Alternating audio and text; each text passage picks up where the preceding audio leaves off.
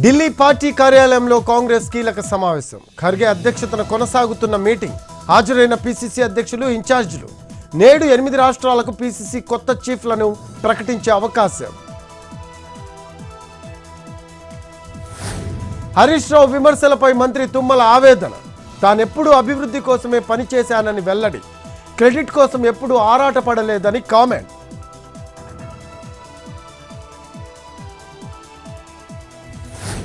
ఏపీలో free hold స్కామ్లో వెలుగులోకి మరో భాగోతం. ప్రభుత్వ భూముల లెక్కలు తీస్తున్న రెవెన్యూ శాఖ. గత సర్కార్ నిర్వాకాలపై మంత్రి అనగాని ప్రకటన. అన్నీ బయటకు వస్తాయని కామెంట్. మాజీ మంత్రి జోగి రమేష్ కుమారుణ్ణి అదుపులోకి తీసుకున్న ఏసీబీ. అగ్రిగోల్డ్ భూముల లావాదేవీల కేసులో A1గా ఉన్న రాజీవ్.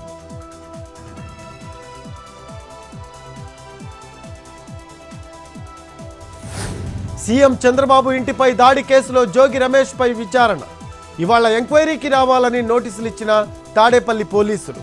సాయంత్రం హాజరవుతానని చెప్పిన మాజీ మంత్రి.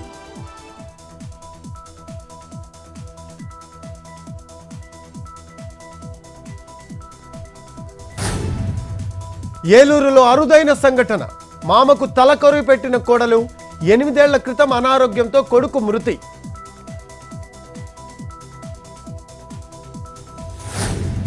నల్గొండ జిల్లా గుమ్మలబావిలో గంజాయి ధ్వంసం. 43 కేసుల్లో సీజ్ చేసిన మత్తు పదార్థం. ధ్వంసం చేసిన గంజాయి విలువ 1,41,00,000. హైదరాబాద్లో దంచి కొట్టిన వాన. రోడ్లపై నిలిచిన వర్షపు నీరు. భారీగా నిలిచిపోయిన ట్రాఫిక్ జామ్. తీవ్ర ఇబ్బందులు పడుతున్న వాహనదారులు.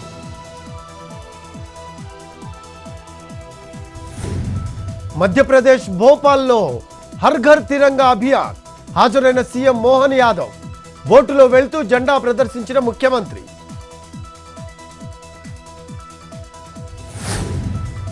స్వతంత్ర దినోత్సవ వేడుకలకు ముస్తాబవుతున్న ఎర్రకోట. ఎర్రకోటలో త్రివిధ దళాల ఫుల్ డ్రెస్ రిహార్సల్స్.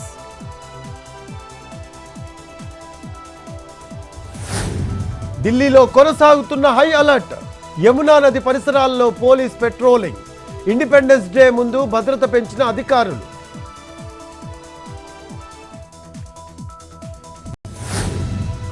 తెలుగు రాష్ట్రాల్లో మళ్లీ పెరిగిన బంగారం ధరలు.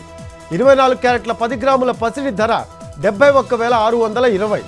22 క్యారెట్ల 10 గ్రాముల పుత్తడి 65,650. కిలో వెండి ధర 88,500.